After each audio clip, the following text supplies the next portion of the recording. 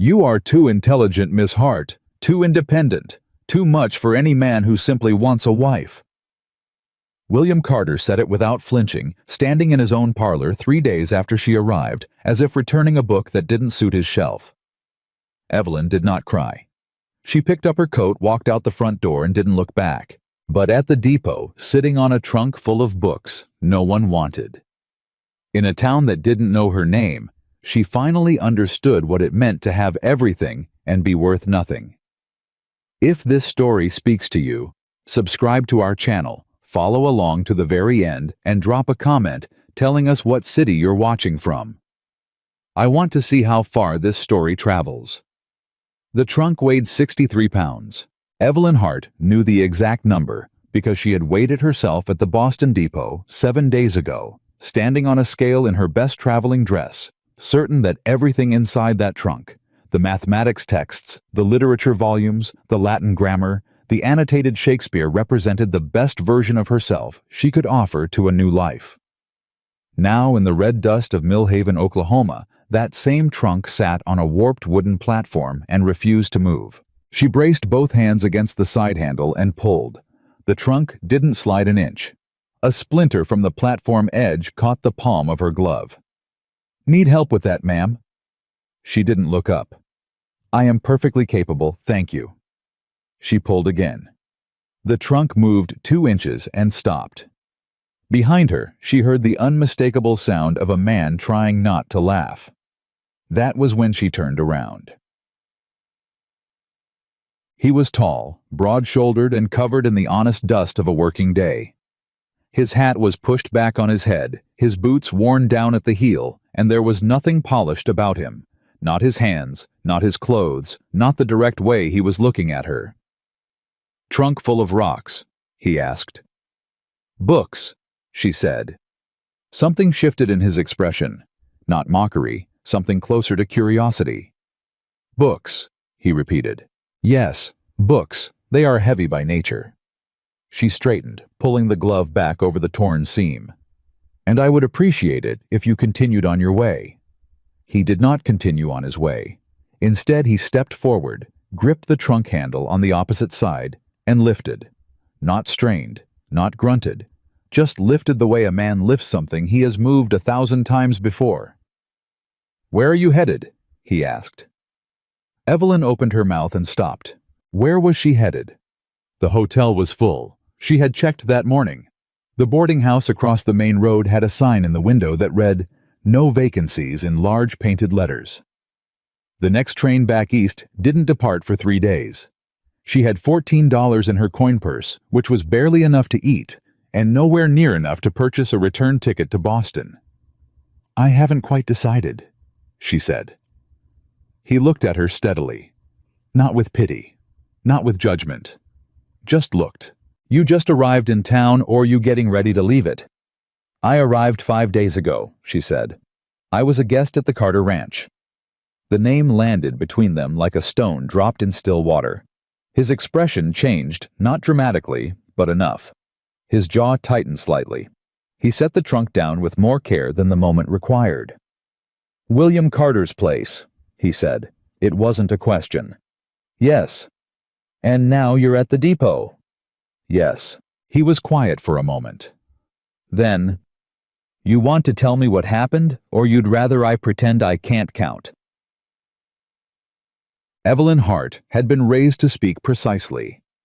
Her father, Professor Edmund Hart of Boston College, had taught her that clarity was the highest form of courtesy, that vagueness was a form of cowardice, and that a woman who couldn't articulate her situation deserved whatever confusion followed. So she articulated it. "I was introduced to William Carter through a mutual arrangement 6 weeks ago.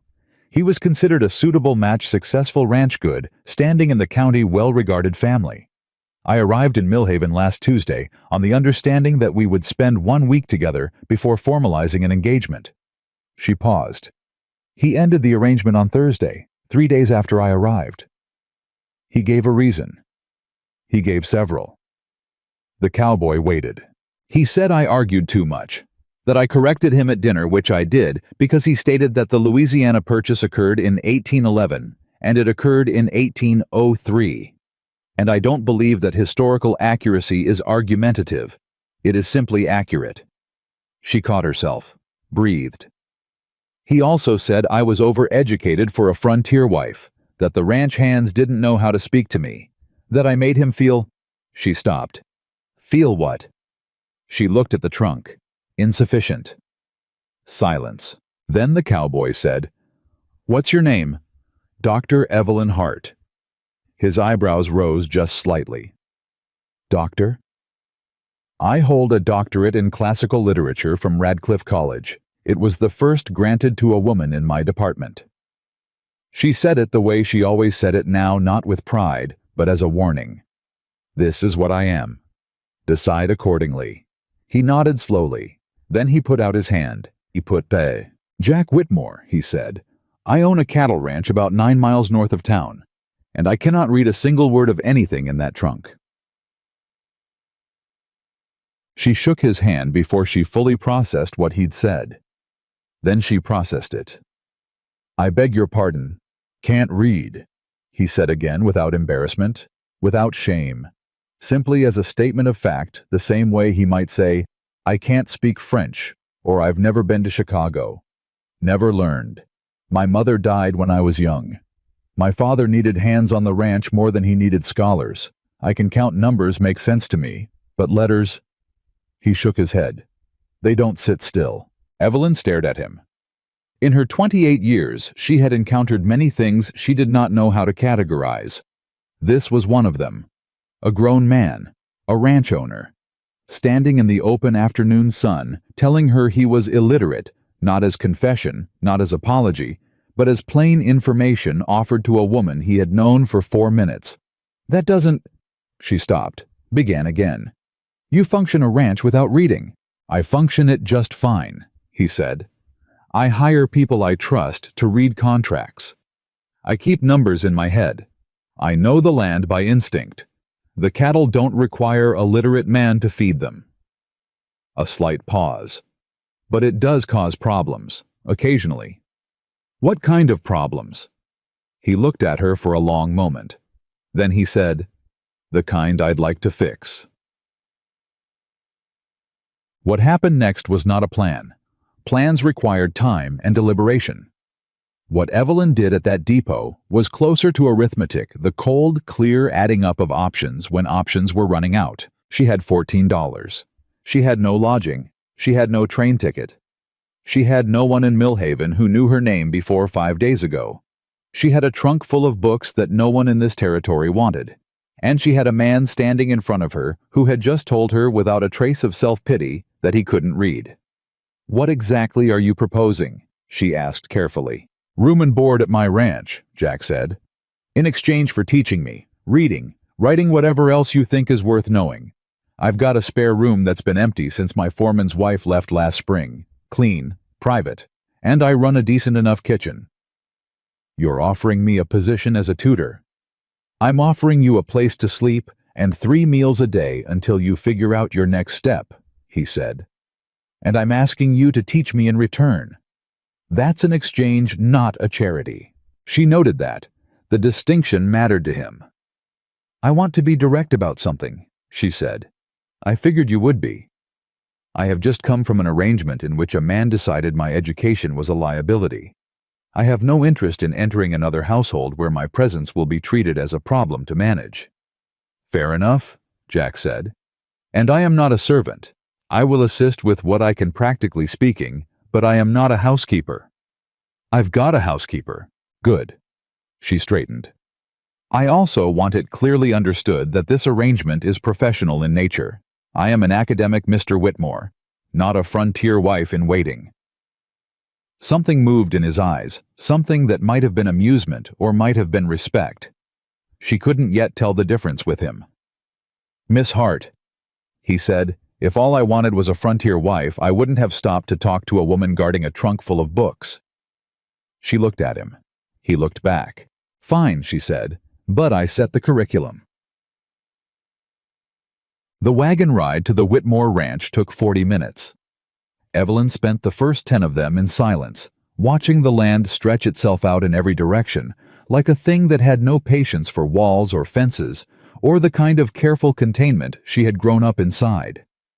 She had grown up in rooms with bookshelves, rooms where the air smelled of paper and lamp oil and her father's pipe tobacco, rooms where the windows were tall and the discussions were longer. This land was the opposite of all of that wide and blunt and indifferent baking under a sky that seemed to begin directly overhead and end somewhere she couldn't calculate. "You hate it," Jack said without looking at her. "I don't hate it," she said. "I'm unfamiliar with it. That's different. Most people from the East look at Oklahoma land the same way." "How?" "Like it owes them an apology." She turned that over. "I don't think the land owes me anything.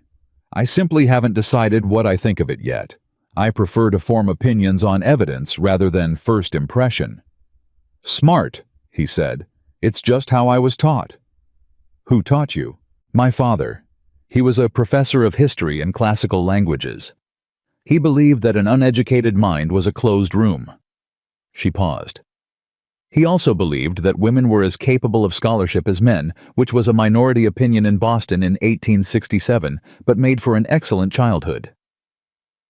Jack was quiet for a moment. Then, "He's still alive?"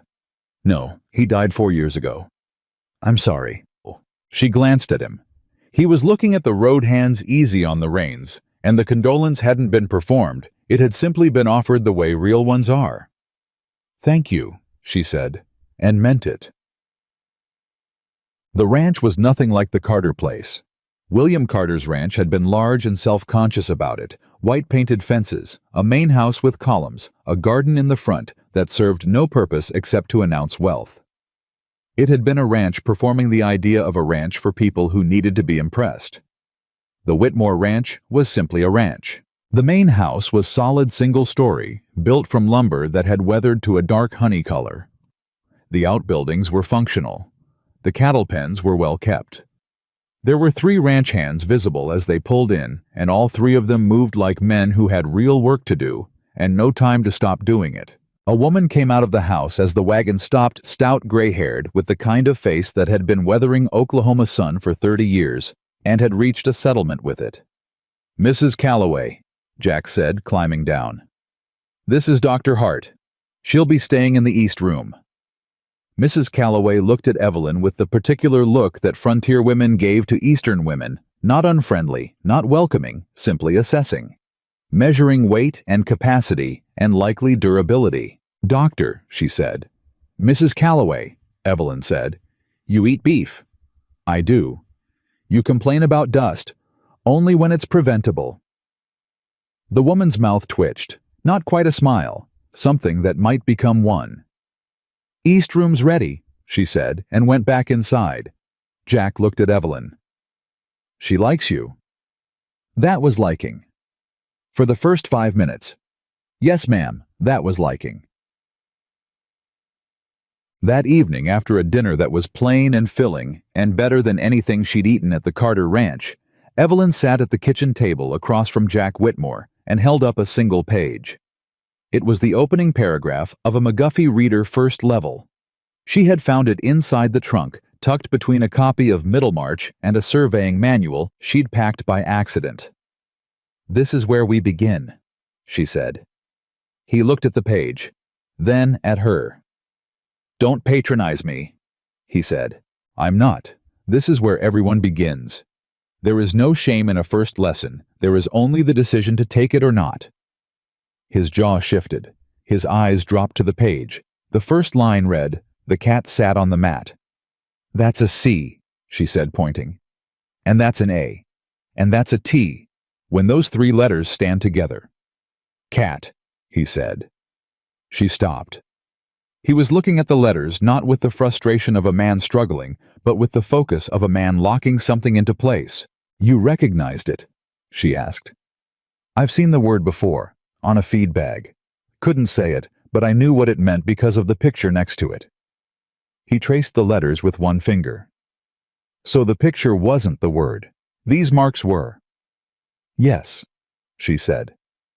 "These marks are the word." He looked up at her, and in the low light of the kitchen with Mrs. Calloway washing dishes in the next room, and the sound of cattle settling in for the night coming through the window. Evelyn Hart saw something in Jack Whitmore's face that she had not expected. Not embarrassment. Not the careful performance of a man pretending to understand. Hunger. Real, awake, alive, the kind of hunger that doesn't know yet how large it is. Again, he said. She turned the page. 2 weeks passed before Evelyn sent a letter to Boston.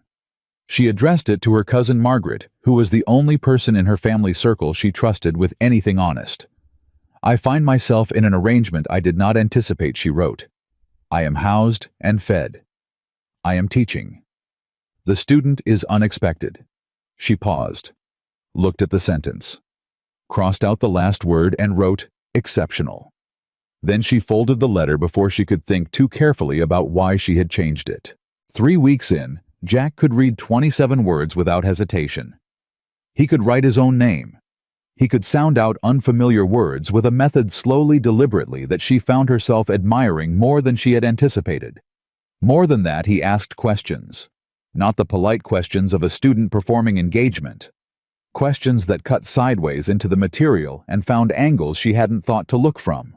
When she read him a passage from a history of the American Revolution, he stopped her mid-sentence and said, "What did the British think they were doing? Not what the books say they were doing. What did they think?" She looked at him. "The books always tell you why the losing side was wrong," he said. "I want to know why they thought they were right." She set the book down. She pulled up a chair. And for the next hour, in the middle of a cattle ranch in Oklahoma in 1884, she had the most rigorous historical discussion she had experienced since her father died. One morning in the 4th week, she found him sitting on the porch before dawn, with a sheet of paper and a pencil, writing, not practicing letters, but writing. Actual sentences, rough and uneven, but real. She stopped in the doorway. He heard her and turned. "I'm writing down what I'm going to say at the county land meeting next month," he said. "Porter Creek Cattlemen's Association. I always had somebody else read my statement before. I figured this year I'd try writing my own." She looked at the page over his shoulder. The handwriting was large and effortful and full of crossings out. The sentences were short. The argument was clear. "This is good," she said. "It's rough. All first drafts are rough. The roughness is the point. It's where the actual thinking happens." She sat down in the other porch chair. "Read it to me." He read it to her, slowly checking each word. When he stumbled, he backed up and tried again. He didn't ask for help until the 3rd paragraph, where he'd written a sentence that ran on too long and lost itself. She didn't rewrite it for him. She asked him questions until he found his way through it himself. When he finished, he set the paper on his knee and looked out at the land turning gold with early light. "My father thought I was stupid," he said. She said nothing. Not because she didn't have a response, she had several, but because she could hear that he wasn't finished. He wasn't cruel about it. He just assumed. I couldn't read, so I wasn't book smart, and he didn't know there was another kind. A pause. He was proud of me for the ranch, for what I built. But he never thought I could do this. Evelyn looked at the paper in his hands. "What your father thought is not what you are," she said. "You are what you decide to become. That's what I was taught, and in 4 weeks I have found no evidence to contradict it." He turned and looked at her. The morning light was doing something to the air around them, making it particular, making it the kind of moment that plants itself in memory before you've decided whether to keep it. "Thank you," he said. And there was nothing polite in it. It was the gratitude of a man who meant every syllable. She nodded once, looked away, and pressed her hands flat against her knees so he wouldn't see that they weren't entirely steady. The letter arrived on a Tuesday. Evelyn knew it was from Boston. Before she opened it, she recognized the handwriting on the envelope, the precise looping script of her cousin Margaret, who wrote the way she spoke carefully and with the full expectation of being taken seriously. She opened it at the kitchen table while Jack was out with the cattle, and Mrs. Calloway was somewhere in the back of the house, doing whatever Mrs. Calloway did in the mornings that involved a great deal of purposeful noise. Evelyn, the letter read. Your mother is asking questions I cannot answer because you have not given me the answers. She believes you are still at the Carter Ranch. I have not corrected her because correcting her requires an explanation, and you have not provided one. Please write with something I can actually use. Also, you said your student was exceptional. I find that word interesting coming from you because you have never in your life used it to describe anyone you did not genuinely mean it about. Who is he? Evelyn folded the letter and put it in her coat pocket. She had not told Margaret it was a he. She had not mentioned gender at all. Margaret had simply assumed and been correct because Margaret had known her for 28 years and could read the temperature of a single adjective the way other people read full paragraphs. She sat with the letter in her pocket for the rest of the morning and did not write back. That afternoon, Jack came in from the south pasture with a cut on his forearm from a fence wire and a look on his face that meant something had gone wrong out there that he hadn't decided how to talk about yet. Mrs. Calloway wrapped the cut without ceremony. Jack sat at the table and submitted to it with the patience of a man who had learned that arguing with Mrs. Calloway about medical attention was a battle not worth entering. When she left, Evelyn set the day's lesson on the table. It was a newspaper, the Oklahoma Daily Statesman, 4 days old, purchased from the general store on her last trip into Millhaven. She had circled 3 articles, one about a proposed railroad expansion, one about a drought affecting the eastern counties, one about a land dispute that had gone before the county court. Today we read real material, she said. Jack looked at the newspaper, then at her. Not the reader. You finished the reader 6 days ago. You don't need it anymore. She pushed the newspaper toward him. Start with the headline. He pulled the paper close. His lips moved slightly, a habit he was already working to break, she'd noticed.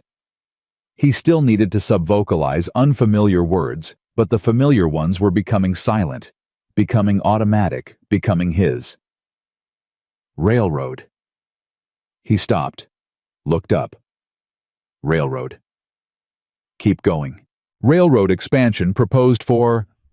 He stopped again, longer this time. His finger found the word.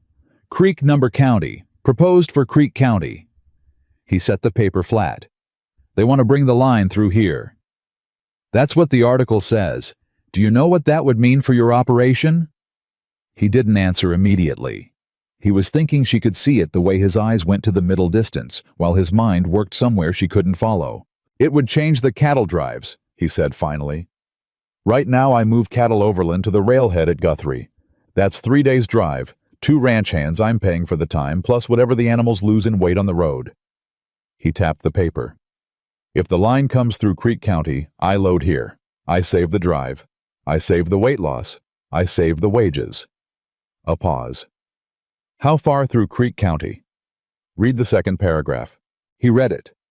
Slower than he would eventually be, but steady working through the column with the focused deliberation she had come to recognize as his natural mode of attack. Not rushing, not guessing, locking each word in before moving to the next. When he finished, he looked up with something sharpened in his expression. They want to route it through Dalton Marsh's land. Yes. Dalton Marsh has been trying to sell that land for 2 years. Nobody wants it. It floods every spring, and the soil's no good for crops. His jaw tightened. If the railroad pays him right of way, he clears more than he'd get from a sale. And if the line goes through his property instead of mine? He stopped. What happens if it goes through his property instead of yours? He controls the loading point. Every rancher in this county who wants to use that line goes through Marsh's land to get there. He pushed the paper back. He'll charge access fees. He'll set terms. He's been looking for leverage in this county for 15 years, and if that railroad goes where he wants it, he has it. Evelyn looked at him. Jack, she said, you just read 2 paragraphs of a newspaper article and derived a complete economic and political consequence that the article itself didn't state. He frowned. I just thought it through. That is not something everyone can do. That is analysis. That is... She stopped herself, steadied. You need to attend that land meeting, and you need to speak. I was already going. I mean, speak about this. About the railroad routing. Put it in front of the other ranchers before Marsh does." He was quiet for a moment. Then, "You'd help me write it out." "I'll help you think it through. The writing is yours." He held her gaze for a beat longer than was strictly necessary. "All right," he said. "After dinner." After dinner stretched past 9 o'clock. They sat at opposite ends of the kitchen table, with the newspaper spread between them, and a second sheet of paper filling slowly with Jack's large, effortful handwriting. Mrs. Calloway had gone to bed an hour ago. The ranch was quiet, except for the sounds that ranches make at night, the distant cattle, the creak of the house cooling the occasional movement of the horses. Jack wrote a sentence. Read it back. Crossed out a word. Wrote a different one. "You're scowling," Evelyn said. "The word isn't right." "What word do you want?"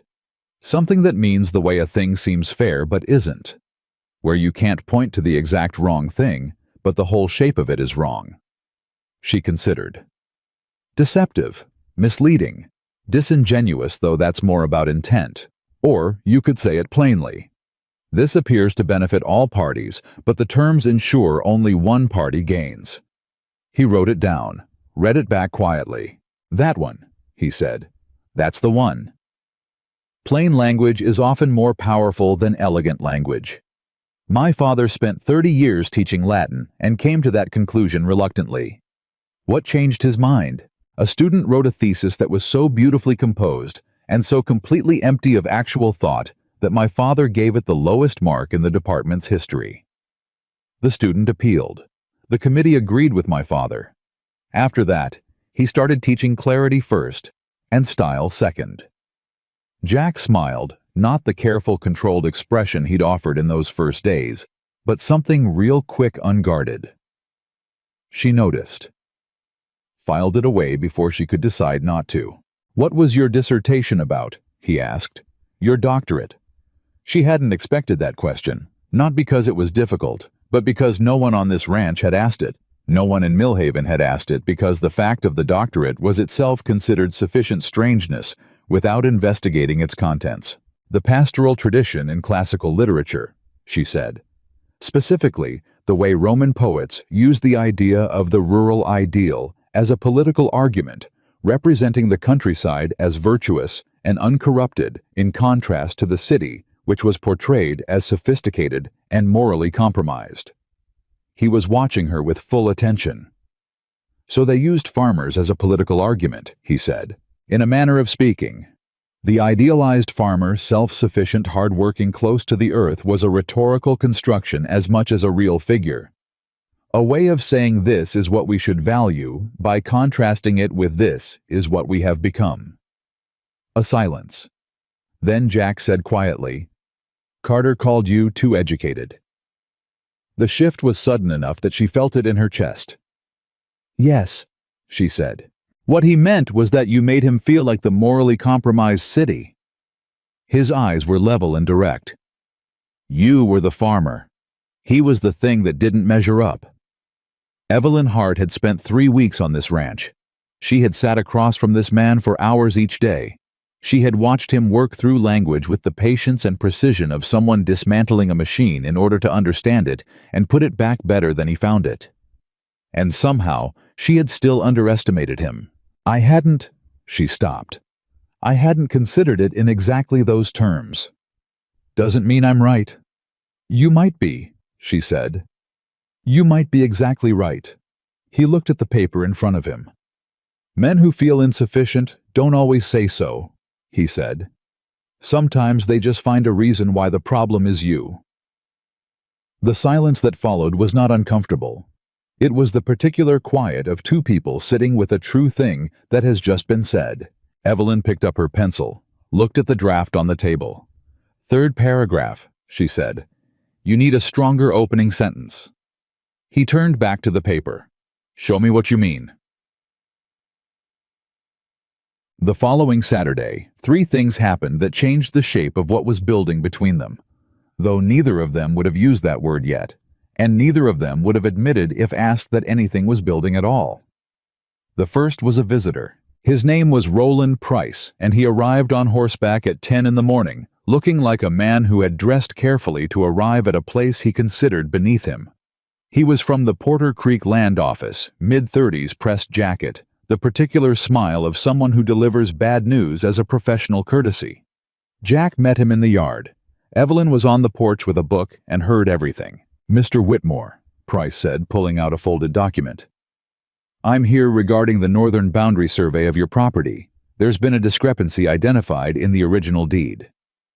Jack took the document, looked at it, and for the first time since she had known him, Evelyn watched his face go carefully blank, the way a man's face goes blank when he is confronted with something in a form he cannot fully access and is trying not to let the other person see it. She was off the porch and across the yard before she had consciously decided to move.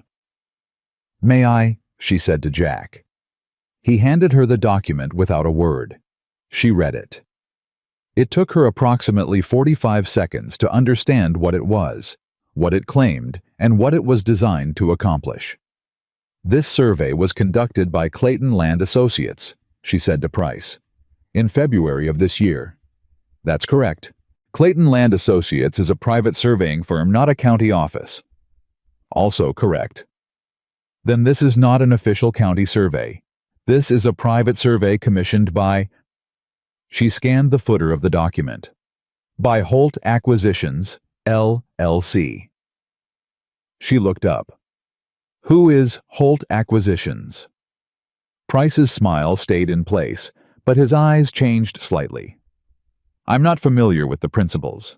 "Then I suggest you become familiar before you present their commissioned documents to a landowner as though they carry legal weight." She handed the document back to Jack. "This is not a county instrument. It carries no binding authority over your property line. Anyone who told Mr. Price otherwise either misunderstood the law or was counting on you not knowing it." Price looked at her, then at Jack. "And you are," he said to Evelyn. "Dr. Evelyn Hart. I am a guest at this ranch." A pause. "And an educated one."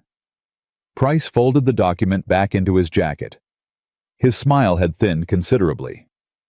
"We'll be back with a proper county survey," he said. "We'll be here," Jack said.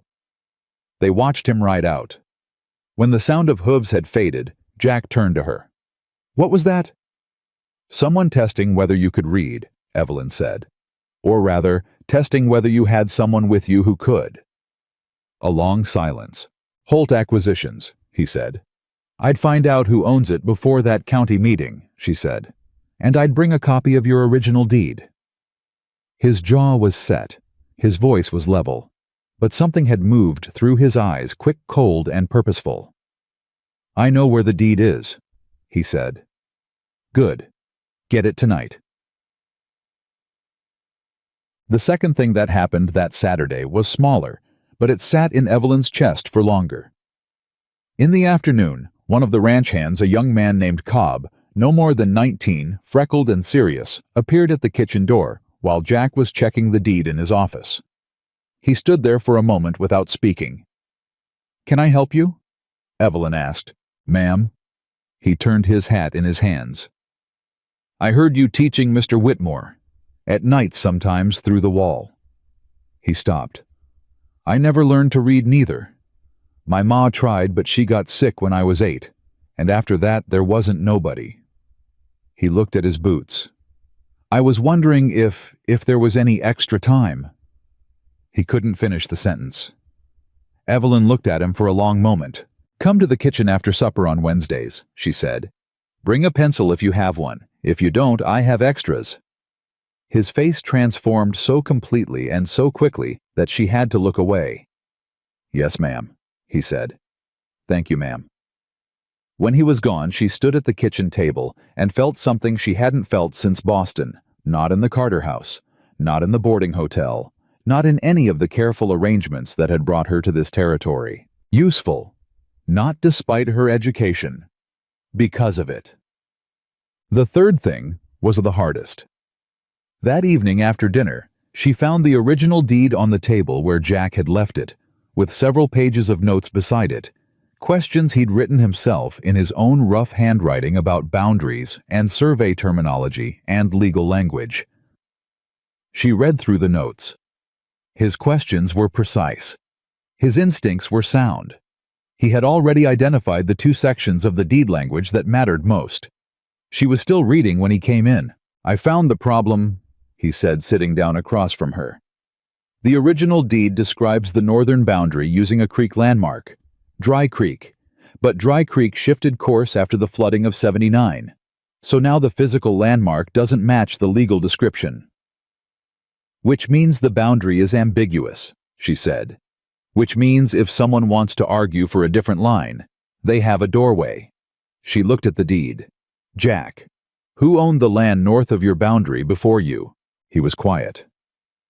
"Holt," he said. "A man named Gerald Holt. He sold it 4 years ago and moved back east. I bought from the man who bought from Holt." His voice had gone quiet and careful, in a way she'd learned meant he was thinking faster than he was speaking. "Holt Acquisitions." "He never fully left," she said. "He just changed how he was holding the land." He leaned back. "He wants the northern section. If the creek shifted, and if the legal boundary follows the original creek path, he claims 60 acres of pasture that I've been running cattle on for 4 years. Is that 60 acres significant?" "It's where my water is." The words landed between them like a closing door. Without water access, a cattle ranch in Oklahoma in 1884 was not a ranch. It was a waiting room. "We need a lawyer," Evelyn said. "I know. And you need that land meeting, not just to speak about the railroad. You need to understand who in that room already knows about this and chose not to tell you." He looked at her across the table. The lamp between them threw his face into uneven light, half clear, half shadow. "A month ago," he said, "I would have walked into that meeting and nodded at the parts I couldn't read and signed whatever they put in front of me, because I didn't have a choice." He paused. "I have a choice now." "You always had the intelligence," she said. "You just didn't have the tools. You gave me the tools. You used them. That's different." He held her gaze. "Evelyn," he said. It was the first time he had used her first name. Not Miss Hart. Not ma'am. Just her name spoken plainly, as though it had always belonged in his vocabulary and had simply been waiting for the right moment.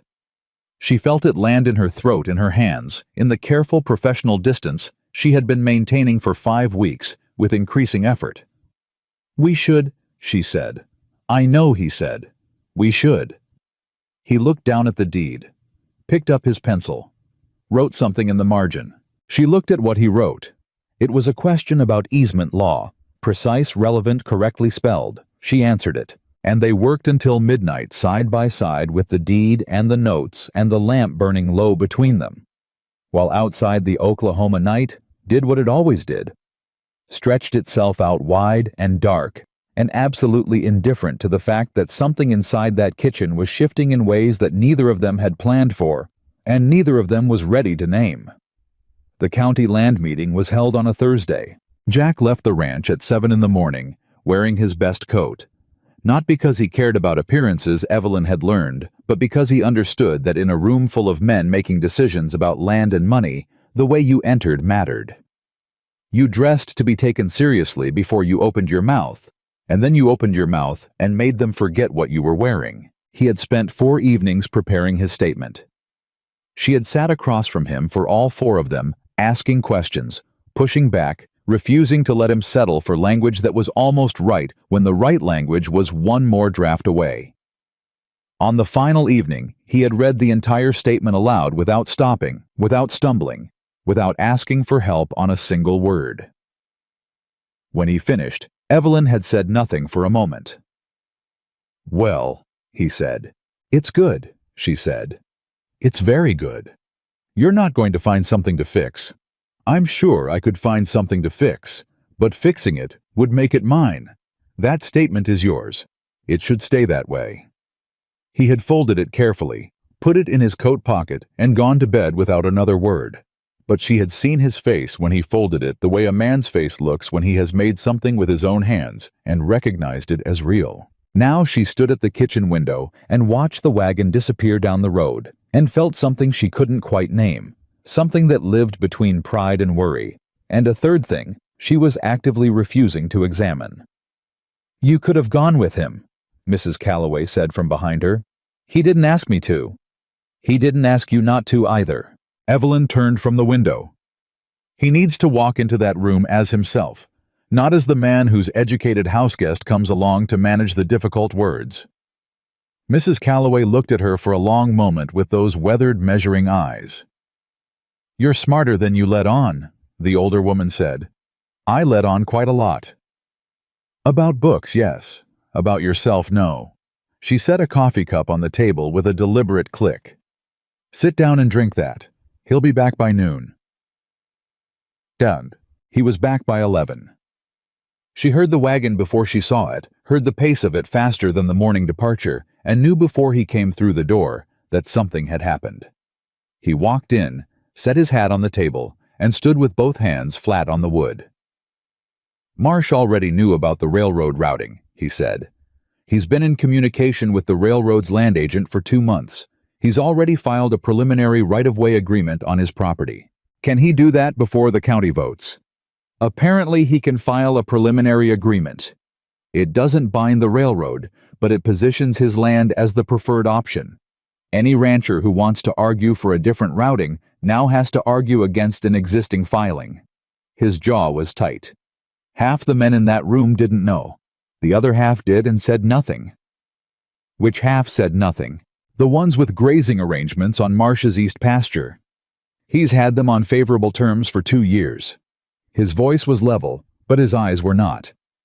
He bought their silence with cheap land access, and now he's cashing it in. Evelyn sat down. "Did you speak?" "I spoke." "And?" He pulled the folded statement from his coat pocket and set it on the table. It was still folded, pristine. "I didn't use it," he said. She looked at the paper, then at him. "When I stood up," he said, "I realized the statement was written before I knew about the filing. Everything in it was correct, but none of it addressed what was actually happening in that room." He pulled out a chair and sat down. "So I put it away and said what I knew instead." "What did you say?" He was quiet for a moment, organizing it the way she'd taught him to organize before speaking. "I told them that 2 months ago I received a private survey document from a company called Holt Acquisitions that claimed a discrepancy in my northern boundary. I told them that the survey was not county commissioned and carried no legal weight, but that someone clearly wanted me to believe it did. And then I asked the room how many other ranchers had received similar documents." He paused. 4 men raised their hands. The kitchen went very still. 4, Evelyn said. "All of them with land that borders the proposed railroad route. All of them with the same kind of boundary language, creek landmarks, flood-shifted geography, the same ambiguity." His hands were flat on the table. "It's not about my northern 60 acres. He's doing it across the county, softening the borders, creating legal uncertainty, so that when the railroad comes through and land values jump, he can file claims on property that already has questionable deeds." Evelyn looked at him, at this man who 6 weeks ago had handed her a first-grade reader and traced the letters CAT with one finger.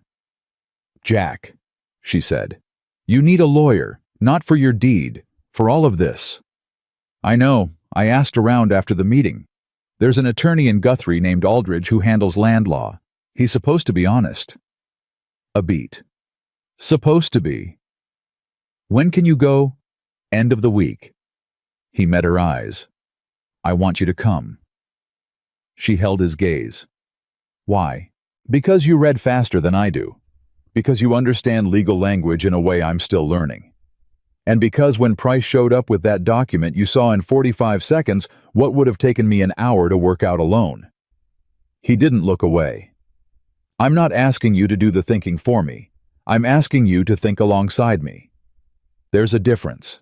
There was. She knew there was. She had spent her entire adult life trying to explain that difference to men who couldn't hear it, who took think alongside me as a disguised form of do it for me. He was not saying that. She knew he was not saying that. All right, she said. I'll come. They went to Guthrie on Friday. The attorney's name was Theodore Aldridge, and he was a small, precise man of about 50, with sharp eyes and the careful manner of someone who had learned to distrust enthusiasm. He listened to Jack lay out the entire situation, the deed, the shifted creek, the Holt acquisitions document, the 4 other ranchers, the railroad filing without interrupting once. When Jack finished, Aldridge looked at his notes for a long moment. Then he looked at Evelyn. "You've been advising Mr. Whitmore on this matter." "I helped him understand the documents," she said. "The analysis is his." Aldridge looked between them. Something shifted in his expression, a recalibration. "Mr. Whitmore," he said, "the situation you've described is more organized than a single opportunist working a single claim. What you're describing is a coordinated land acquisition scheme. Gerald Holt files preliminary documents on ambiguous boundaries, creates legal uncertainty, and then offers to resolve that uncertainty by purchasing the disputed sections at below market value." He set down his pen. "The question is whether he's crossed a line from aggressive land acquisition into actual fraud. Has he?" Jack asked. "The Price visit is interesting.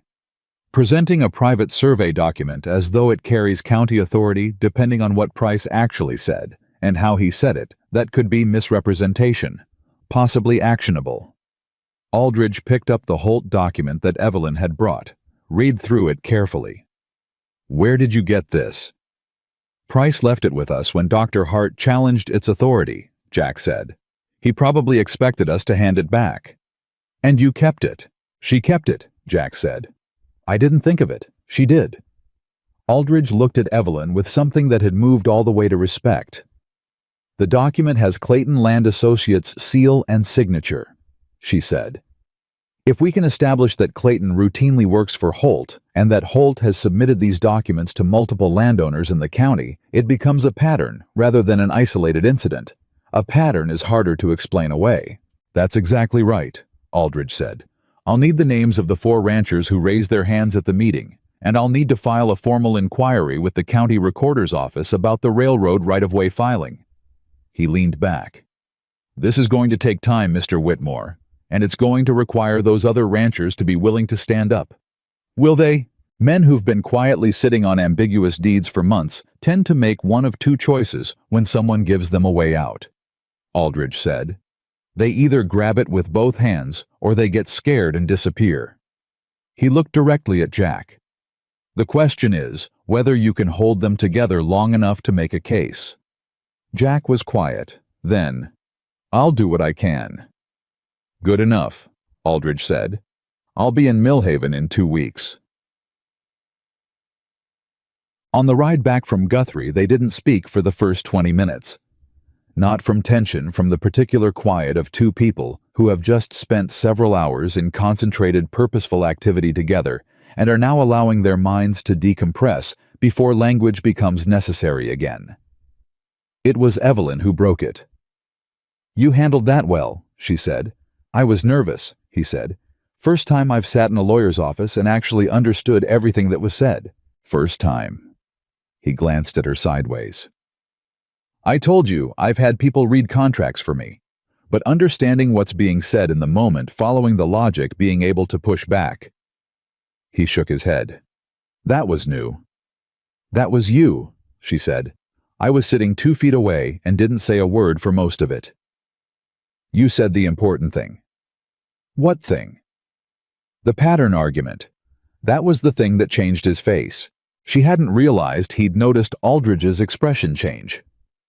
She filed that away, the fact that Jack Whitmore, while speaking clearly and managing his own argument in a lawyer's office, had simultaneously been reading the attorney's face for the moment the case became real to him. Most people couldn't do both at once. She was still thinking about that when he said, "Can I ask you something personal?" She looked at the road ahead. "You can ask. Why did you agree to come here to the ranch? When you didn't know me, didn't know anything about the place, what made you say yes?" She considered how honest to be, settled on fully honest because anything less would be a kind of insult to the directness he'd offered her since the first day. "I had no other option," she said. $14 no lodging and 3 days before a train that I couldn't afford. A pause. "But that's why I couldn't say no. That's not why I stayed." "Why did you stay?" "Because on the third day you asked me why the British thought they were right." She looked at him. Nobody had asked me a question like that in 2 years. Not in Boston, not at the Carter Ranch, not anywhere. She turned back to the road. "I stayed because you made me remember why I loved learning. Not as a credential, as a thing that actually matters." He was quiet for a long moment. "That's the most you've told me about yourself all at once," he said. "Don't make it peculiar." "I'm not. I'm just noting it." She felt the warmth of it, the careful, understated acknowledgement, and did not allow herself to turn toward it the way she wanted to.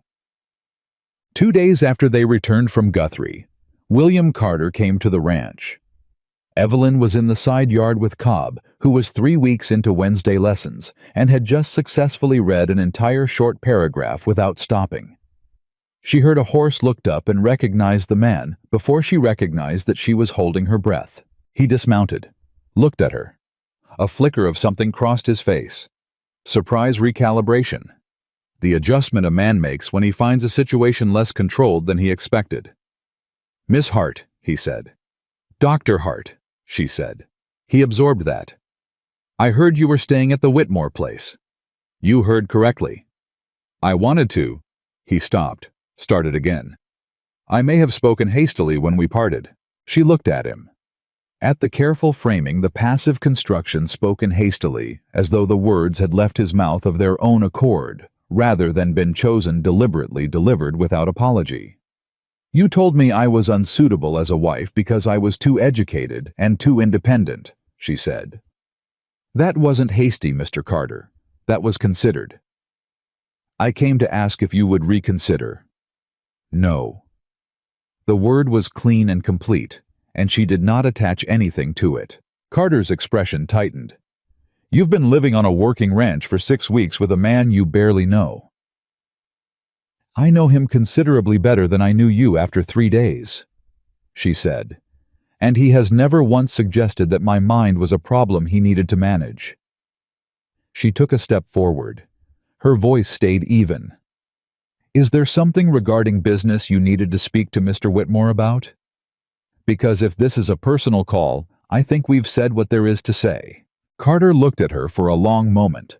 The calculation in his eyes was visible whether to push further, what it would cost him. He put his hat back on. "Good day, Dr. Hart," he said. "Good day, Mr. Carter." She watched him ride out. Her hands were steady. Her breathing was steady.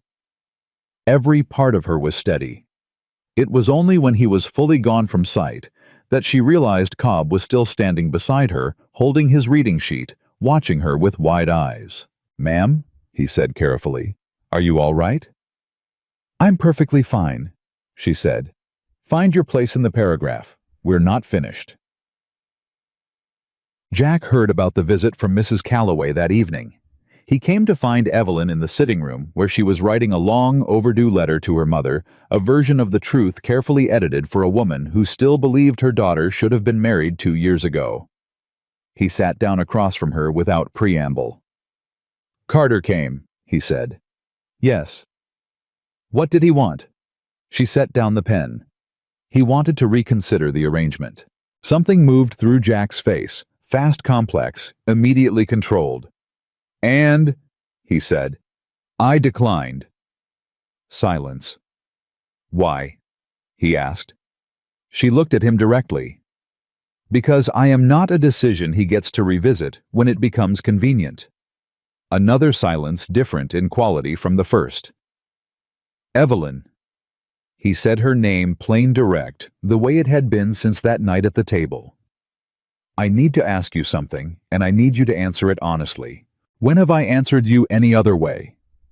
The corner of his mouth moved, not quite a smile, but something close. Then it steadied. "Do you want to leave?" he said. "Now that Carter's reconsidered, do you want to go back? Have a proper arrangement, the kind that makes sense to everyone in Boston and Oklahoma. Both." He leaned forward slightly. "Because if that's what you want, I'll drive you to the depot myself. No argument." She held his gaze. "Is that what you want?" she asked. "I asked you first. And I am asking you back." The lamp was low. The house was quiet. Outside, the Oklahoma night was doing its usual vast indifference, the stars enormous, and the land enormous, and everything human happening in this room very small and very specific against all of that. "No," he said. "It is not what I want." She breathed. "No," she said. "It is not what I want either." The words sat between them, not dramatic, not decorated, just true. Two people who had arrived at the same place by different roads, acknowledging for the first time that they were in the same place. Jack looked at the letter she'd been writing. "Your mother?" "Yes." "What does she think you're doing out here?" "Currently, she thinks I'm still at the Carter Ranch." A pause. "Eventually, I'll have to tell her something that resembles the truth." "What is the truth?" She looked at him. "The truth," she said carefully, "is that I came here with nothing, and I have been building something I didn't expect." She paused. "I haven't decided yet what to call it." "Neither have I," he said. He reached across the table and picked up her pen, the one she'd set down, and looked at it the way he looked at all objects now, with the new awareness of someone who had learned that marks on things mean something, that everything written is a door someone left open. He set it back down precisely where she'd put it. "Get some rest," he said. "Aldridge comes in 9 days." He walked to the doorway and stopped. "For what it's worth," he said without turning around. "Carter was wrong about everything, about what makes a woman suitable, about what a man actually needs beside him." A pause. "I just thought you should hear that said plainly." He left before she could answer. Evelyn Hart sat in the sitting room for a long time, after that the unfinished letter in front of her, the pen exactly where he'd placed it. Then she picked it up and wrote her mother the truth. Aldridge arrived on a Wednesday. He came with a leather satchel, a junior associate named Peters, who took notes in a cramped but rapid hand, and news that changed the shape of everything they had been building toward. Jack met him in the yard. Evelyn stood at the porch. She had debated whether to position herself there or inside, whether her presence at the front of things would complicate Jack's standing with a man who still lived in a world where a woman's involvement in legal matters required explanation. She had decided on the porch because retreating to the kitchen would be a lie about who she was, and she had stopped telling that particular lie 3 weeks ago. Aldridge looked at her as he dismounted, nodded once with the directness of a man who had processed her role and accepted it somewhere between Guthrie and Millhaven. "Dr. Hart," he said. "Mr. Aldridge," she said. "Coffee's ready inside." They sat around the kitchen table, Jack, Evelyn, Aldridge, and Peters, with his notebook, and Aldridge opened his satchel. "I've been to the county recorder's office," he said. "I've pulled the original deed filings for every property bordering the proposed railroad route. I've also pulled the incorporation documents for Holt Acquisitions." He set a stack of papers on the table. "Gerald Holt incorporated Holt Acquisitions in February of this year, 3 weeks after the railroad's route survey became public record." Jack leaned forward. So he knew the route before he started filing. He had access to public records same as anyone, but the timing is precise enough to be intentional. Aldridge looked at the papers. "Here is where it becomes something more than opportunism. Clayton Land Associates, the surveying firm that produced the document Price brought to your ranch, is a subsidiary company. I traced the ownership through 2 shell incorporations." He set one page in front of Jack and one in front of Evelyn. "Clayton Land Associates is owned by Holt Acquisitions." The kitchen was silent. "He commissioned his own surveys," Evelyn said, "through a company he owns, and then presented those surveys to landowners as independent assessments." "Yes." "That's not aggressive land acquisition," she said. "That is deliberate misrepresentation. At minimum, Aldridge said. "Depending on what Price actually said when he delivered those documents, and we have your account of that visit, it may constitute fraud." Jack was looking at the papers with the steady, focused attention that Evelyn had watched develop over 8 weeks from raw hunger into something precise and formidable. He wasn't reading slowly anymore. He was reading the way a man reads when the words carry weight he understands completely. "There's something else," he said. He wasn't asking. He was reading it in Aldridge's face. Aldridge reached into the satchel again, pulled out a single folded sheet. "The railroad land agent," he said. "The man Marsh has been communicating with for 2 months regarding the right-of-way agreement. His name is Connell. Richard Connell." He set the sheet on the table. "Richard Connell is Gerald Holt's brother-in-law." The room went still in a different way, the specific stillness of a pattern clicking completely into place.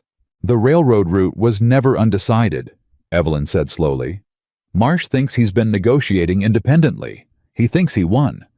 But Holt's man has been running both sides of that conversation, which means Marsh is going to sign a right-of-way agreement that benefits Connell's terms," Jack said.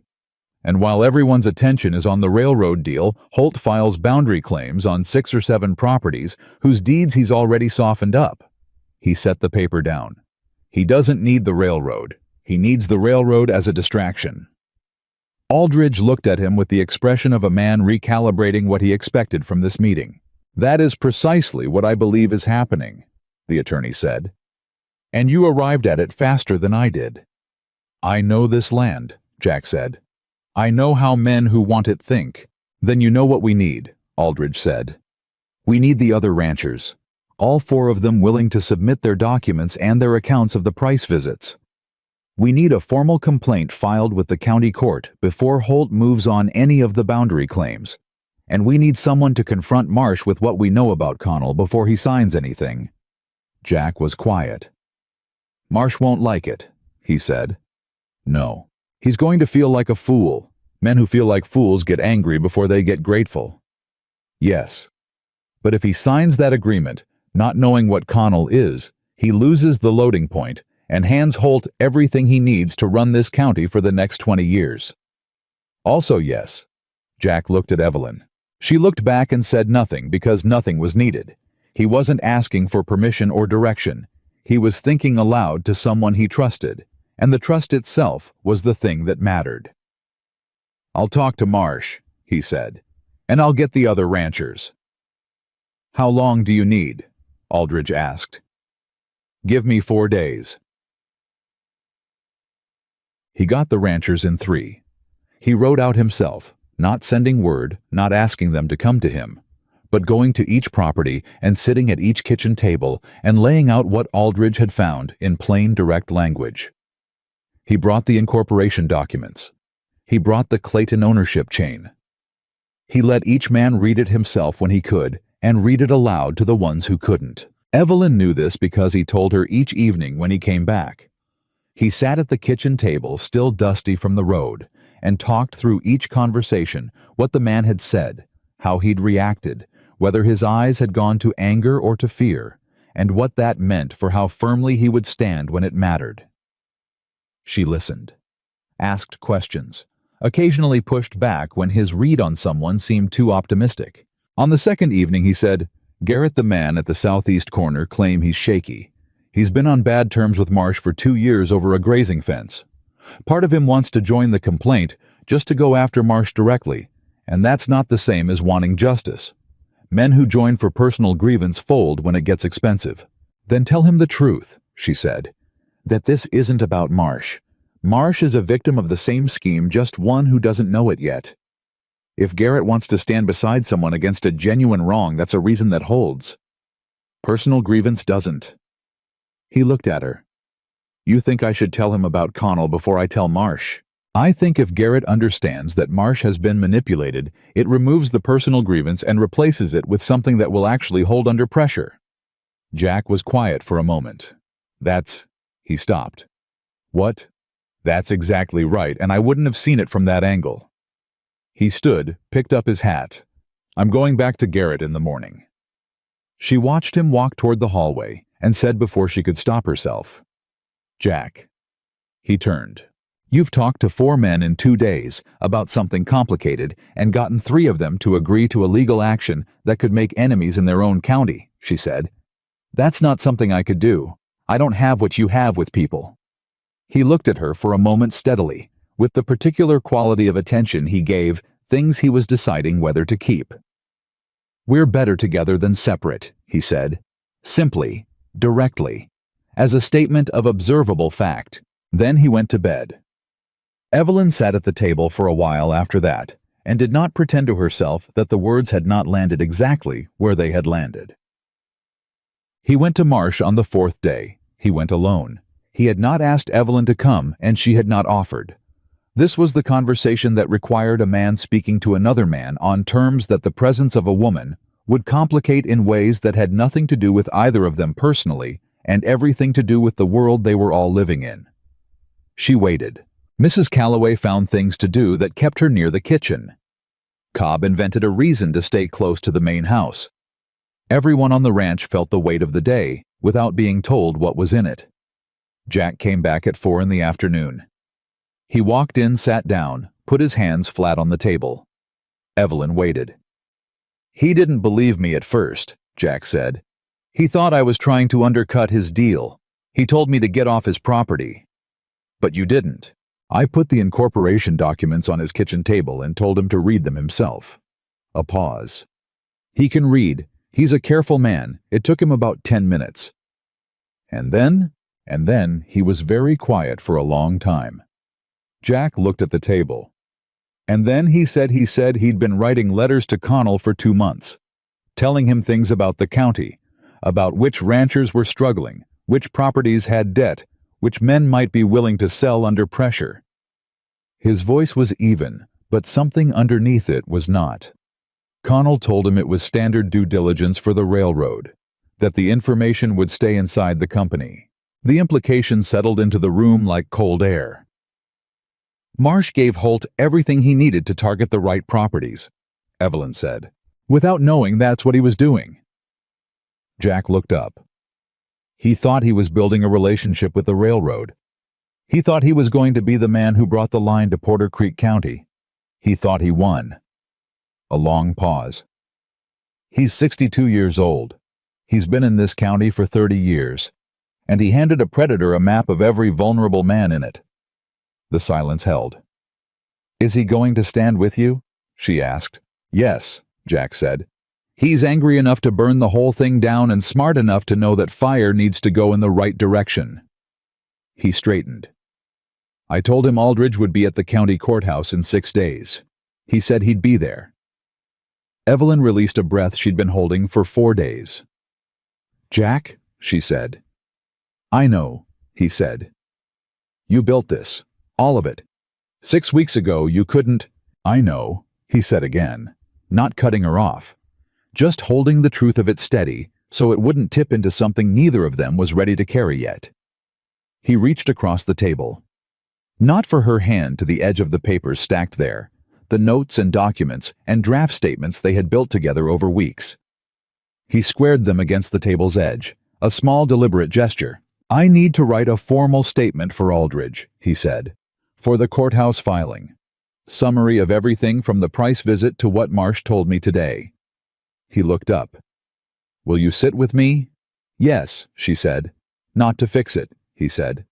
Just to be there while I write it. I know, she said. They filed with the county court on a Tuesday. Aldridge presented on behalf of 5 landowners, Jack Marsh and 3 others with documentation establishing the Clayton Holt ownership chain, the pattern of document delivery across multiple properties, and Richard Connell's relationship to Gerald Holt. Peters had organized everything into a submission that was, Aldridge said, with professional understatement, persuasive. The county judge, a man named Beaumont, who had been on the bench for 11 years and had the particular patience of someone who had seen enough schemes to recognize their shapes, immediately read through the filing in his chambers with Jack Aldridge and Evelyn present. When he finished, he set it down. He looked at Jack. You put this together, he said. With counsel, Jack said. and with Dr. Hart's assistance on the document analysis. Beaumont looked at Evelyn. You identified the subsidiary ownership chain. The documents were public record, she said. We simply followed them where they led. Most people don't know to follow them, Beaumont said. He looked back at Jack. Mr. Whitmore, I want to ask you directly. 6 months ago, were you aware of your northern boundary ambiguity? No, Jack said. If Price had come to you 6 months ago with that document, what would have happened? Jack was quiet for a moment. Then, with the directness that was the most consistent thing about him, 6 months ago, I couldn't read it. I would have had someone I trusted explain it to me. If that person didn't know to question its authority, I would have believed what I was told. Beaumont held his gaze. And now? Now I read it myself, Jack said. And I knew in the first paragraph it wasn't county issued. Beaumont nodded slowly. He picked up his pen. I'm issuing a temporary injunction on any boundary claims filed by Holt Acquisitions in Porter Creek County, pending full investigation, he said. I'm also referring the matter to the Territorial Attorney General's office regarding the misrepresentation in the Price visits. He looked at Aldridge. How many properties total are we looking at? We've identified 7 with similar boundary language. There may be more. Find them, Beaumont said. All of them. He signed the order. Court date is set for 30 days out. I want Holt and Connell served before the week is out. He handed the signed order to Aldridge. Then he looked at Jack one more time. Mr. Whitmore, he said, in 30 years on this bench, I have seen landowners come in here having been stripped of property they didn't know how to defend. I have seen men lose what took them a lifetime to build because they couldn't read a contract. He paused. You didn't lose it. Remember that. Jack nodded. Yes, sir. They walked out of this courthouse into the bright Oklahoma afternoon. Jack, Evelyn, Aldridge, Peters and Aldridge shook Jack's hand and said something about preparation for the court date, and then he and Peters walked toward their horses, and suddenly it was just the two of them standing there in the open air with a signed injunction in Jack's hand, and everything they had worked toward for the past month sitting accomplished in the immediate past. Jack looked at the order, read it through all of it, every line without help. Then he folded it carefully and put it in his coat. 30 days, he said. Aldridge will handle most of the court preparation, Evelyn said. He knows what he's doing. I know. He looked at her. What he said in there about men losing what they couldn't defend. You didn't lose it, she said. I almost did. A pause. Not the land. I mean, I almost spent my whole life not knowing I could do this, not knowing I could read a contract, follow an argument, walk into a lawyer's office or a courthouse, and understand everything being said. His voice was steady, but it cost him something to say it. She could hear the weight of it. My father thought I was limited. I thought he was right. He was wrong, she said. You were the one who showed me he was wrong. You showed yourself, she said. I just don't, he said. Not unkind, just firm. Don't minimize what you did. I won't minimize what I did either. We both did this. Together. She looked at him. The afternoon light was the particular gold of Oklahoma in late autumn, and the street around them was going about its ordinary business, horses, wagons, voices, the functional noise of a town that had no idea what had just happened in the building behind them. Evelyn, he said.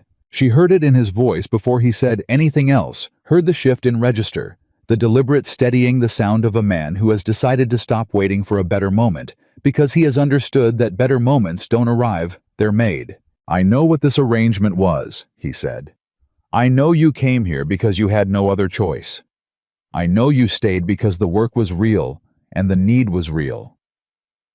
He looked at her directly, without performance, without the careful management she had grown used to from men who spoke around what they meant. But I also know that what's between us now is not an arrangement, and I'm not willing to keep pretending it is. She held very still. I'm not asking you to give up anything, he said. Not your work, not your scholarship, not the way you think or argue or correct a man when he gets a date wrong at dinner. A pause, brief, precise. I am asking you to stay. Not as a tutor, not as a house guest, not as the woman who helped me win a land case. As my partner, my equal. He reached into his coat pocket. brought out a ring, plain silver, simple and clean, and entirely without pretension, the kind of ring a man buys when he wants the object to speak to the person, not to the watching world. I've been carrying this for 11 days. Evelyn looked at the ring. 11 days, she said. I bought it the day after Carter came, he said. But I didn't want to ask until the court filing was done. I didn't want you to wonder whether it was gratitude. He kept his voice even. It's not gratitude. This is the clearest thing I know how to say. I want to spend the rest of my life becoming more than I am, and I want to do it beside you. She looked at his face. At the directness in it, the complete absence of performance, the way he held the ring without flourish, as though it were simply the next true thing in a conversation that had been built on true things from the beginning. She thought about Boston, about her father's study and the smell of paper and lamp oil, about Radcliffe and the thesis and the credential that was supposed to open doors, and instead seemed to close them. Too much, too independent, too educated, too much, too much, too much. She thought about the depot, the trunk, $14 and 3 days, and a man who stopped because she was struggling with something heavy and chose not to pretend he couldn't see it. She thought about the cat sat on the mat, and the look on his face when the letters became words that awake hungry, entirely unguarded recognition. She thought about 11 days. Yes, she said, not dramatically, not with tears or speeches or the elaborate emotional architecture of a woman who has been waiting for permission to feel something. Just yes, clear, complete, and entirely her own. He put the ring on her finger. His hands were steady. So were hers. I should tell you, she said, that my mother is going to have a great deal of questions. I figured. And that I will continue to be exactly as argumentative as I have always been. I'm counting on it. And that if you get a historical date wrong at dinner, I will correct you in front of anyone who happens to be present. Evelyn, he said. What? I know who you are, he said. That's why I asked. She looked at him for a long moment in the gold Oklahoma light. Then she said, You misspelled particularly in your court statement draft. 3rd paragraph. He laughed, full, unguarded, real. The laugh of a man who had learned that being known completely was not a danger, but a relief. I'll fix it tonight, he said. Yes, she said. You will. They walked back to the wagon side by side, not touching yet, not needing to, carrying between them the particular quiet of two people who have stopped negotiating with the future and simply agreed to walk into it together. The court date came on a Thursday in December. Aldridge had spent 30 days preparing. Jack had spent 30 days doing the same, reading every document in the case file himself, asking Aldridge questions in letters that were now composed in Jack's own hand, clean and precise, and entirely without assistance. Evelyn had watched him write those letters, the way she had once watched him trace the letters CAT with one finger on a kitchen table, with the recognition that she was witnessing something that would keep being true long after this particular moment ended. The night before the hearing, Jack sat at the table, reading through his personal statement one final time. He didn't ask her to check it. He read it, set it down, picked up a pencil, made 2 changes on his own, and read it again. Then he folded it and looked at her. How do you feel? She asked. Ready, he said, without qualification, without the performance of confidence that men put on when they are not actually confident. Just ready as a plain statement of fact. Good, she said. I want you in the courtroom, he said. Not in the back, in the front. She looked at him. People in this county need to see you there, he said. Not as my house guest, not as my tutor, as my fiancée, as the woman who helped build this case. I'm not going to sit in that room and act like what you contributed happened somewhere else. She felt the words land in the same place. All his true words landed not in her head, but lower somewhere more permanent. All right, she said. Front row. Front row, he confirmed. The courtroom in Millhaven was full. Word had moved through Porter Creek County the way words move through small territories, fast, distorted at the edges, but carrying the essential truth at its center. People knew that Gerald Holt was being called to account. They knew it involved the railroad, the land 5 ranchers who had stood up together, and a land scheme that had been months in the building. What most of them didn't know and discovered when they walked in that morning was that Jack Whitmore, who had been known in this county for 6 years as a capable rancher and quiet man, was the one who had pulled it apart. Gerald Holt sat at the defendant's table with 2 attorneys and the practiced stillness of a man who had been in difficult rooms before and believed his way out of them. He was in his late 50s, heavy-set with the specific confidence of someone who had spent years operating just inside the boundary of what could be proven. Richard Connell sat beside him. He looked less confident. He had the expression of a man who had believed himself invisible and had recently discovered he was not. Marsh was in the second row. He had aged visibly in 30 days, not in the way illness ages a person, but in the way consequence does the recognition of his own role sitting on him with a weight he hadn't put down since the day Jack laid the documents on his kitchen table. When Jack walked in, Marsh met his eyes and gave one short nod. Jack returned it. That exchange lasted 2 seconds. It settled something. Aldridge opened the case with the ownership chain Clayton Land Associates to Holt Acquisitions, documented through 2 shell incorporations presented to Judge Beaumont with the originals and certified copies. He walked through each property, each visit, each document delivered with the implicit or explicit suggestion of county authority it did not carry. When Holt's attorneys pushed back arguing that the surveys were legitimate professional assessments, that no explicit misrepresentation had been made, that landowners were free to investigate any document's authority themselves. Aldridge called Jack to the stand. Jack walked to the witness stand and sat down without hurry.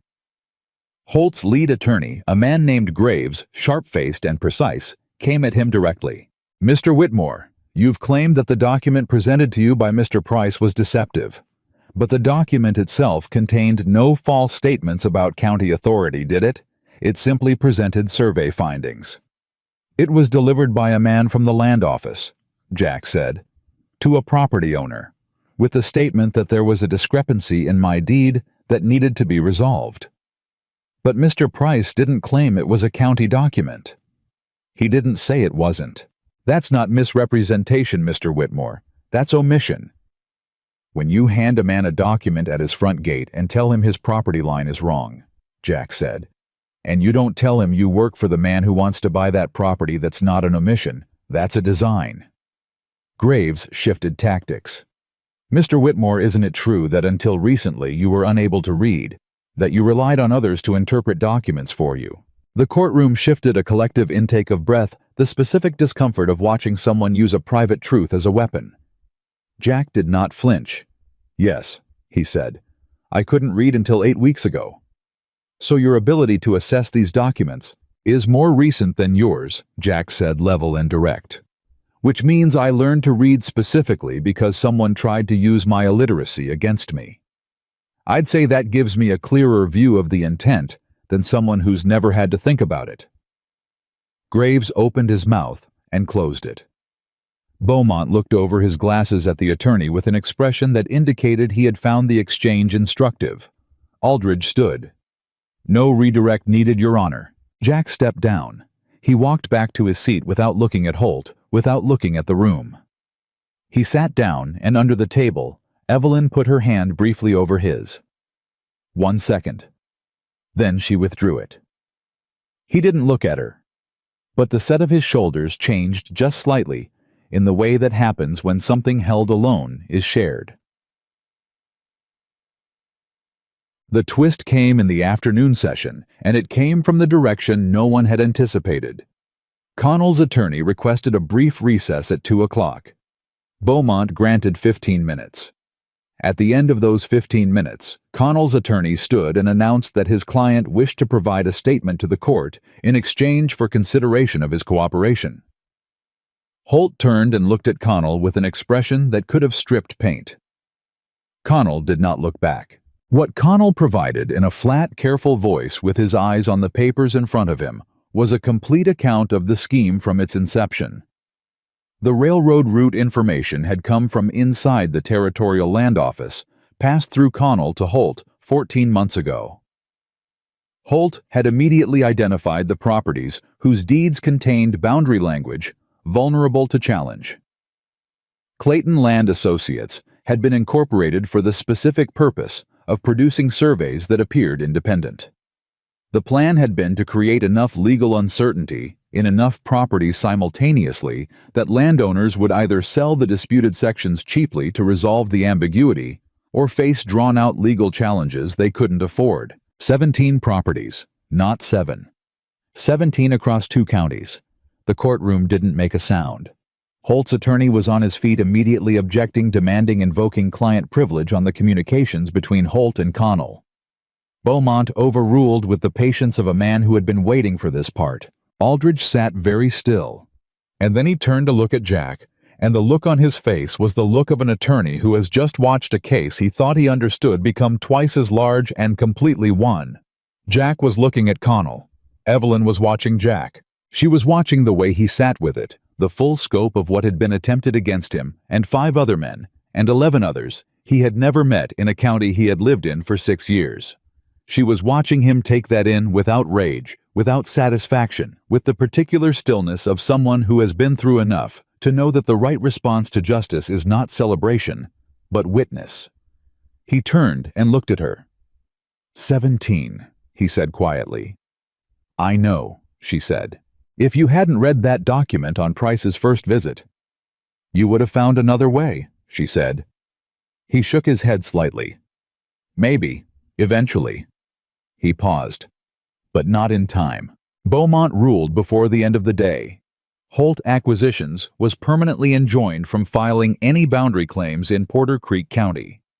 All 7 contested surveys were invalidated. The matter of the original scheme was referred to the Territorial Attorney General with Connell's full statement attached. Holt faced personal liability proceedings on the misrepresentation claims across all 17 properties. When Beaumont's gavel came down for the final time, the room exhaled. Outside on the courthouse steps, the 5 ranchers stood together in the cold December air. Jack Marsh and the 3 others, and for a moment, none of them spoke because the situation didn't require it. Marsh put his hand on Jack's shoulder. Briefly, the gesture of a 62-year-old man acknowledging a debt he knew he couldn't fully repay.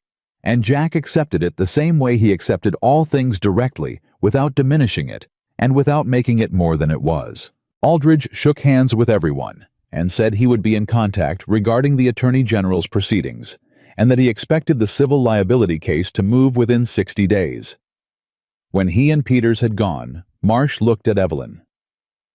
"Ma'am," he said, "I owe you a word." She looked at him steadily. "I've been in this county 30 years, he said. "I've made up my mind about most things, about what a woman does and doesn't have a place in." He stopped, cleared his throat.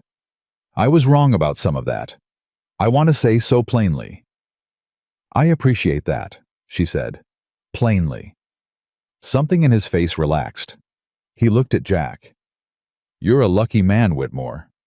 "I know it," Jack said. Ned. They married in February. The ceremony was held at the ranch, small, direct, entirely without the elaborate social machinery that such events usually required in Boston, and that neither of them had the patience for. Mrs. Calloway cooked for 3 days beforehand and cried during the vows in the particular way of someone who would later deny it completely. Cobb stood near the back in a clean shirt and the expression of a young man trying very hard not to show how moved he was, which meant showing it completely. Aldridge attended. 3 of the 5 ranchers attended. Marsh attended and sat in the front row and did not say much and didn't need to. Jack wore his best coat. Evelyn wore a dress that was not white. She had chosen blue, a deep practical blue, because she was not beginning her life, she was continuing it, and the color said so. When the minister asked if she took this man, she said yes before he finished the sentence. Jack looked at her sideways. "You're supposed to wait for the full question," he said quietly. "I already knew the answer," she said. The minister, experienced enough to recognize when formality was beside the point, finished the ceremony without further delay. The years moved the way years do on a working ranch. Not quickly, not slowly, but with the steady accumulation of seasons and decisions and the particular texture of a life that is genuinely shared. Jack used his literacy the way he used every tool he had ever picked up, completely practically without show. He read every contract himself. He studied land law through a correspondence course that Evelyn found advertised in a legal journal, and presented to him without comment, setting it on his side of the table, the way she set everything directly without ceremony. He read it through that evening and enrolled the next morning. He was not a scholar. He had never wanted to be a scholar. What he wanted was what he had said on the courthouse steps, to never again be in a room where someone was counting on his inability to read the room. And he made sure year by year that he never was. Evelyn built a school. Not immediately the first year, she taught informally the kitchen table lessons, expanding from Cobb to 2 other ranch hands, to 3 children from a neighboring property whose mother had heard there was an educated woman at the Whitmore place who didn't charge for teaching. By the second year, there were 11 children coming twice a week. By the third year, Jack built a room onto the side of the house specifically for the purpose, with proper benches and a chalkboard, and said nothing about it except that the room was there and she should use it however she needed. She taught reading, mathematics, history, and what she called thinking clearly, which was not a subject with a formal name, but which amounted to the skill of following an argument to its conclusion, without losing it in the middle, the skill of asking the next question rather than accepting the first answer, the skill her father had taught her, and that she had watched Jack teach himself through sheer will and hunger. "You teach them like you taught me," Jack said one evening, watching through the window as she stood at the chalkboard with 8 children looking up at her. "I teach them like my father taught me," she said. "Which is the same thing," he said. She looked at him. "You teach people to want to know more," he said. "Not just to know what's in front of them, to want what's past it." He paused. "That's the only thing that actually changes a person." She was quiet for a moment. "You didn't get that from me," she said. "You walked into that depot already wanting it." "I didn't know I wanted it until you showed me what it looked like," he said. They had this conversation in various forms many times over the years. It never fully resolved because it was true in both directions simultaneously, that she had given him the tools, and that he had already possessed the hunger, that he had shown her a life worth living, and that she had already been the person capable of living it. Their first child was born in the 3rd year. A girl, dark-haired and immediately opinionated about everything within her reach. They named her Clara, after Evelyn's mother, who had traveled from Boston for the birth, and spent 3 days at the ranch, having every prior assumption about Oklahoma ranches and her daughter's life dismantled with the gentle thoroughness of someone who had raised a woman capable of doing exactly that. On her last morning before returning to Boston, Evelyn's mother sat at the kitchen table with Jack and watched him read the morning paper, the actual paper front to back, marking items that related to territorial land law and railroad expansion with a pencil. When he got up to check on the cattle, she looked at Evelyn. "He reads better than your father did," she said. "He started later," Evelyn said.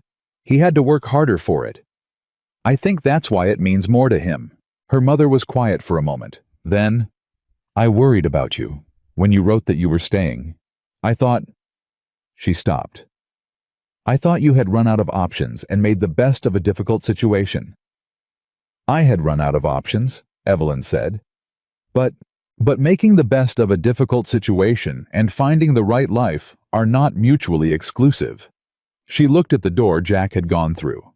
"He asked me to teach him everything I know, and then he showed me things I didn't know I needed to learn." She paused. "I think that's what the right person does." Her mother reached across the table and took her hand, said nothing, which was more than enough.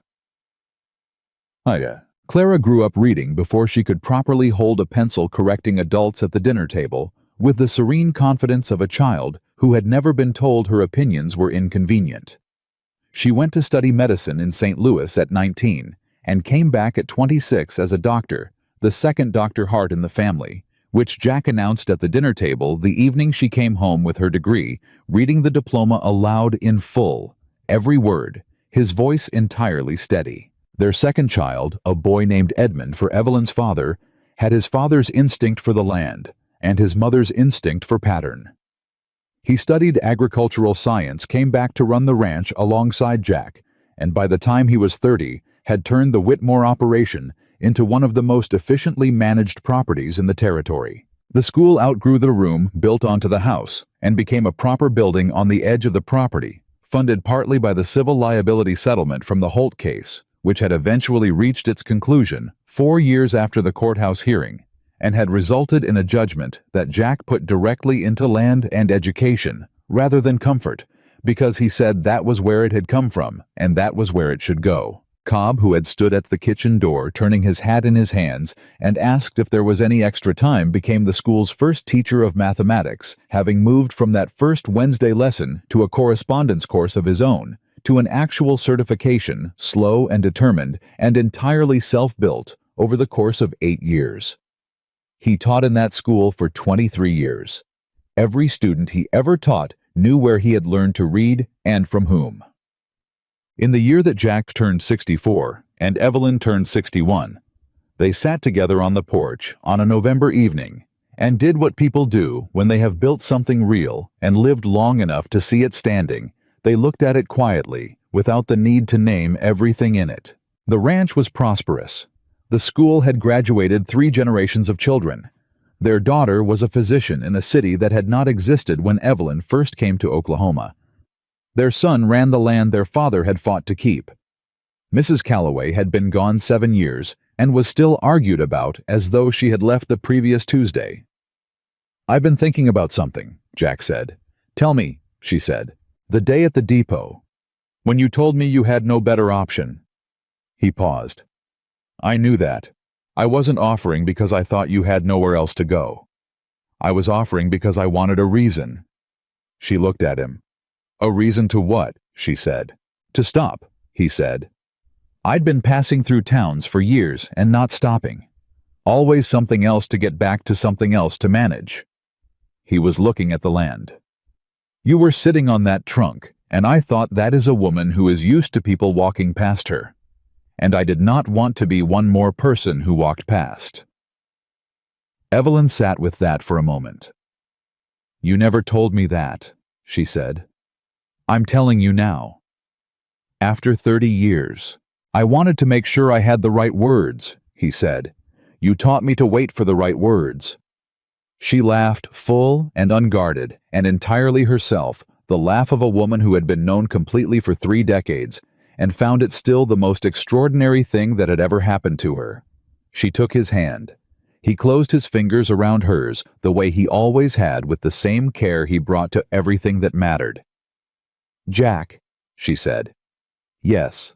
You never needed me to teach you how to think," she said. "You needed someone to tell you that you already were."